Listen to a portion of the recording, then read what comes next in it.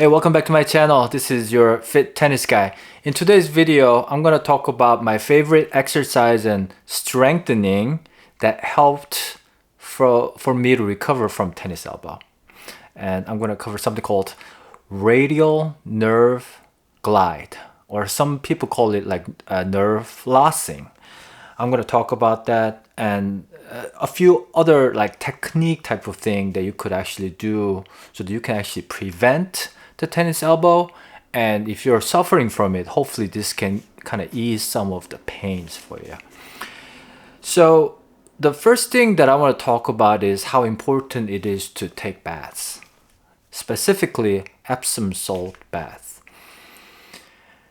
For some reason, I have been feeling a lot of tightness in my body, lower back, my shoulder, arm, and everything whenever I play. And so I've been taking like Epsom salt bath like every night for about 2 weeks or so. When I take a bath, I just put maybe a cup full of Epsom salt in half of a bathtub. I have a kind of big bathtub, so I basically put about half of the water in the tub with the 1 cup Epsom salt. And that's been really helping, just relaxing the overall muscle. And that's one thing that you should definitely do if you're suffering from any kind of muscle pain, joint pain. And the other thing is the pain seems to come when that area gets weaker. So, our tendency is that we kind of rest, right, when we get injured. But I think if, as long as it's not like acute injury that you have to go see doctors or put, like a cast or whatever the procedure needs to be done, at least it's not that, it's just minor nagging problems like lower back tightness type of things. The best way to treat that from my experience is to strengthen around that pain point. So I had the tennis elbow, so I needed to strengthen my wrist, shoulder, upper back, mid back, and lower back, and legs as well to relieve the pain here. And one good thing that I think it's really good for tennis elbow sufferer is doing some push-ups. It doesn't matter how many you can do. If you can do full push-ups, just put your knee on the ground and make it easy. And then the other important thing is it's about the frequency, not so much of how hard you have to do when you do it. I'd rather do like 10 push-ups, just light and easy, twice a day or maybe every day, compared to doing like 100 push-ups once a week. So it's about the frequency that I find that at my age, pain management is much easier. So now when I wake up in the morning, I just try to do push-ups. My brain is very like a numeric. So whenever I do push-ups, my brain just naturally start counting. And one way to combat that is like watch some YouTube videos or something. If you're watching, it's hard to do push-ups and count. You gotta watch the YouTube, right? And so that way, I just do it until I get tired. Not too hard. If it's too hard, I think your brain starts to think before you do it, it's going to be hard. But if it's something really easy to do, you end up doing a lot more often. And I think that's the key when it comes to managing tennis players' pains. And the other thing that I've been doing is the foam rolling, like every night before I go to bed. I just roll my upper back and lower back, my glute. Sometimes I push up to the tip of this, what do you call it, shoulder blade, right above it, right here, basically. If you angle really hard, you can actually get to it. And so I've been doing that every night, maybe 5 minutes. But that basically sends the signals to my body saying, hey, it's time to go to bed. And it kind of cracks a lot on upper back like that. And that pretty much relaxes. And I think that's helping the upper back rolling has been really helping my shoulder impingement and tennis elbow, and as well as a tight wrist. The key is that I find that if you have one of those foam ones, the full like foam, get rid of those. They don't work because when you put too much pressure, they get squished. And you don't really get that pressure point of going through those small cracks where you need that massage. So I would recommend something like, the plastic, hard plastic pipe inside, and then light foams around it. So the surface is really soft, but then if you put certain pressure, it gets pretty hard. You need a roller like that, hopefully a full length of your shoulder. So that's really helpful. The other thing really helpful is like 15-minute jog every day. I've been actually doing every day or twice a day even. When I do it is when I have to take my dog in the front, because my dog doesn't like to go in the back, so I have to take him in the front. When I go there, he just does his business. While I'm waiting, I'm just jogging in one spot. And then I do little like split step, split step, split step. Literally like a boxer's step. Boxer step is like front foot going first and then follow like this, back. That's really good too. Maybe do some, boxing punch. I mean, my neighbors are gonna think that I'm crazy, dude. So they don't even, they're kind of, I think, scared of me. No, but some probably think, who is that guy? What is he doing? I'm doing like this while my dog is pooping on the side, But I think my key point is that if you do that, for me, it really helps because the blood flows, the oxygen goes into my head. I can make long videos like this, and I have tendency of stuttering. As you might have noticed, my articulation level goes up when I do even 10-minute, 15-minute, even 5-minute jog. And I have the roads here kind of hilly, so I kind of jog, try to hard in the same spot so I can keep up with my small dog by raising my knees or doing like constant split step or like side to side shuffling, or as I mentioned, the boxers, step both sides and throw some punches toward the tree. That seems to really help, I think, loosening up here, kind of helping out overall movement. And when I do that, let's say at noon, when there's nice sun out there, that evening my tennis level goes up, really up, because I can actually react to the balls when my opponents, right before they contact, I'm watching so carefully now, and my body's a little bit faster because I moved around during the day. When they hit that ball, I can actually somehow see that racket angle better, and I can anticipate better, and I can actually do a split and get ready faster. And I think that's probably the biggest difference between the best players compared to amateur players like myself, is that reaction time. How fast can you read that ball, and how smoothly can you get to that point before you strike the ball? The more you time, you can actually hit in the front, and I mean everything. But my point is that if you jog once a day, your game's gonna improve. And so let's see, my favorite exercise. So this is where, let's talk about the radial nerve glide. And I think this is a real deal. It's kind of like connected to fascia system. My understanding of fascia system is that fascia is, let's say this is a muscle. The fascia is a thin, like a very strong, like very hardy material that keeps the muscle core intact, right? And the fascia is everywhere, and all the fascias are connected. If I'm right here, I'm not sure. So my favorite exercise is this. I'm gonna call it for now shower knob. When you go into the shower, you turn the knob to turn on the hot water, right? And then you go back and turn it off and turn it back on and turn it off. And if you do this about 10 times, I'm gonna guarantee you're going to feel some nice pain. This is crazy good. So if you put your left hand on your shoulder and do that shower knob, you're gonna see how much of the shoulder movement is involved when you do the pronation and supination. I don't know.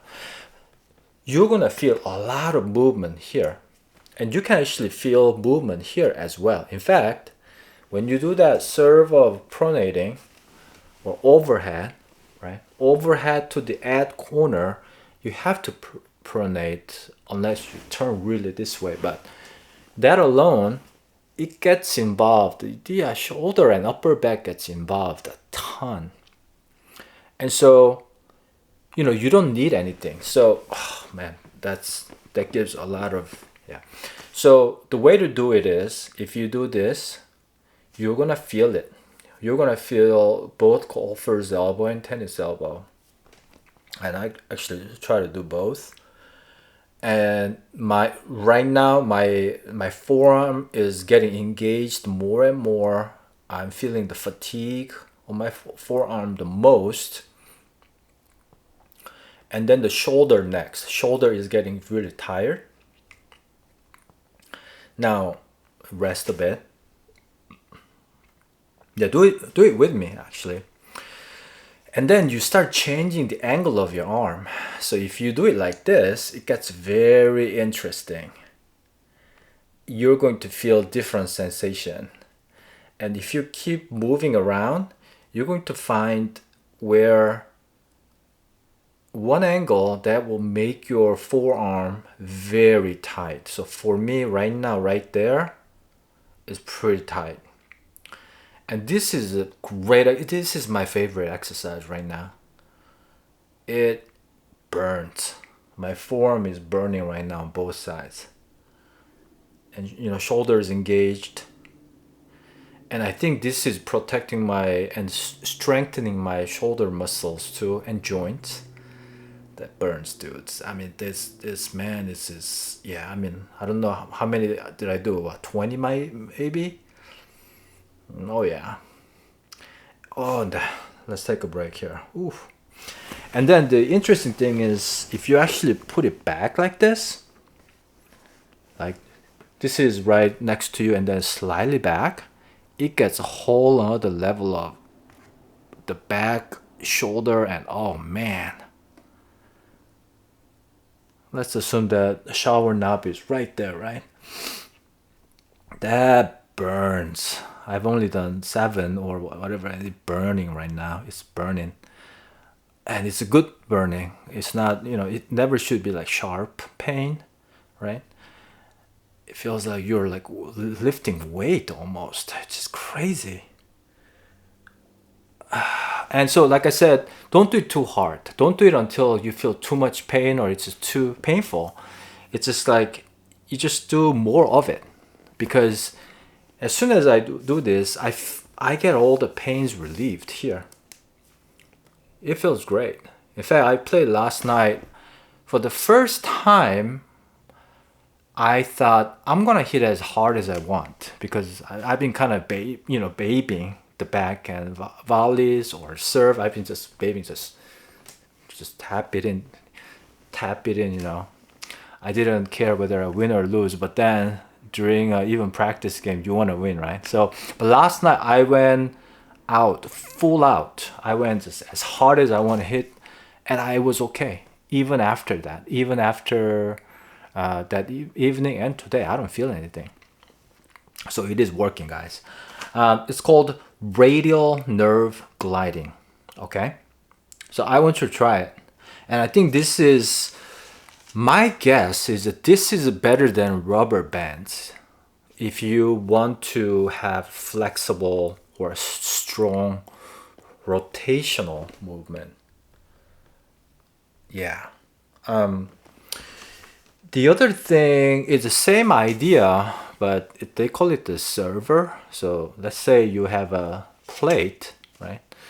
You basically start off here, deliver the plate, and then you turn it outward like this, and then put it behind you like this and get the tip or something, and then you come back.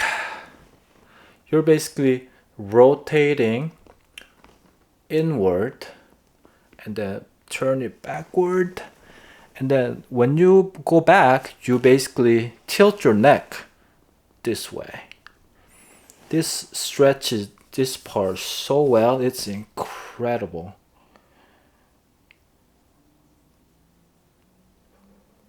And make sure to breathe.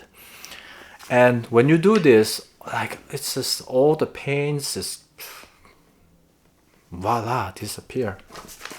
So those are my two favorite exercises right now, and they've been working, like I said. A few other like housekeeping things when it comes to tennis elbow is you need to have a light grip.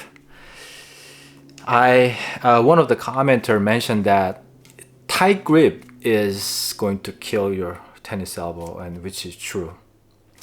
And so always light grip, and let the racket do the work. I think that's the key. If you grip it too hard, there's going to be something's going to go wrong here, because there's so many moving parts. If you have loose grip, you are not going to have issue. Even possibly with a light racket that's going to give you shock, even body racket, even with a high tension racket, think about this. If you don't grip it hard, when there's a torque, whether it's a side torque or the front and back torque, the racket's gonna just, in worst case, it will just fly out, and shock isn't going to be transferred over to upper arm. And when you see these pros or college level players, they grab the racket when they serve so loose. If there's no stickiness, their racket's gonna probably fly out, And so that's how loose you need to grip. That's what I'm working on right now. It's not easy, especially for me right now. Probably the tougher one is forehand or the backhand one hand backhand volley. So just you need to have a relaxed swing and relaxed grip if you want to heal from your tennis elbow. And this might be a little bit controversial, but even you use a gut or multi-filament, like a Wilson Clash, whatever the technology, the Canex, those things, it doesn't matter. You need to stay below 47 pounds. Whether you use a gut, multi-filament, poly, I don't care. If you go above 50 on multi-filament or even gut, if you have the wrong technique or you grip it too hard, you're going to feel it. Your tennis elbow is going to go something like you need to stop. So that's my conclusion. And yeah, the one last thing is the pain comes from the weakness. So whenever you feel weak, when you get weak, when you don't use enough and you muscle that through, that's when things go out. So make sure to maintain your regular strengthening and like movement exercise. As we age, our recovery time is much slower, and so you have to do like once a day. One of my pro at my club, he said, I asked him one day, hey, how come you're so flexible on the court? He's like 2 years older than me. He's 53 maybe. He's like, well, I just try to move around every day, whether it's a jog, light weightlifting, or whatever that is. If you move around once a day, you can be actually very flexible on the court, and you can move like a kid. And so, my mixed doubles partner mentioned the other day, that was about a couple weeks or maybe 2 weeks ago, I did one of those like hip flexor stretches before I went to play, and I was really fast. And she's like, I felt like I was playing with 18 years old. So that was best compliment, guys. So you know, even one day, I mean, I haven't done that forever. I mean, I never done it. I just watched one of YouTube videos and I did that and I moved like crazy young kid. And so, you know, I mean, I think it just speaks volume when it comes to, you know, be able to play well. I think the movement is big, and then doing just minor stuff, 10 minutes a day, twice a day is even better. 3 times is gonna even better, but you gotta make it easy so you do it. It's pleasant, you know, to do it. Otherwise your body feels like tight or you don't wanna move, you know. The funny thing is I left my wallet downstairs, and normally I go, oh shit, I left my wallet, I gotta go down again, you know. But now my mindset has shifted. So I said, oh, there's one opportunity to go down the staircase one. It'll be good for my legs and hips and backs. And, you know, so I just went down, went back up. Because doing the stairs, like let's say 20 times a day, that's going to be great exercise. And so my mindset is shifting. The more movement, more frequent light movement is so much better for your pain management for tennis players. So just to go over the shower knob, that's really good. You have to try. If you haven't, just try it now. Just stretch your arm as far as you could, stretch your elbow far as you could, and just turn that shower knob and turn it on, turn it off, wax on and wax off. Now you see why, you know, why Mr. Miyagi had Daniel Sang do this on the car, because this is amazing. I mean, you know, this is more like kind of like you could probably grab a ball too, and this is a camera lens cap, but and then the other thing you could do is you could actually do like this, fingers like this, and this is kind of an interesting sensation because I feel on my tennis elbow a lot more, and I can feel that it's stretching and strengthening. So shower knob with finger rotation. And what's great about this is it helps the shoulder as well and the wrist. So do that once a day or twice a day until you get tired. That's one thing. I think it was Muhammad Ali said. He said he doesn't count when he does like weights or push-ups. He says he starts counting when it starts hurting. So when it doesn't hurt, you just keep going. And when it starts burning, that's when you count. 10, 9, 8, 7, 6, 5, 4, 3, 2, 1. All right. Stay fit and get rid of the tennis elbow. See you on the next video.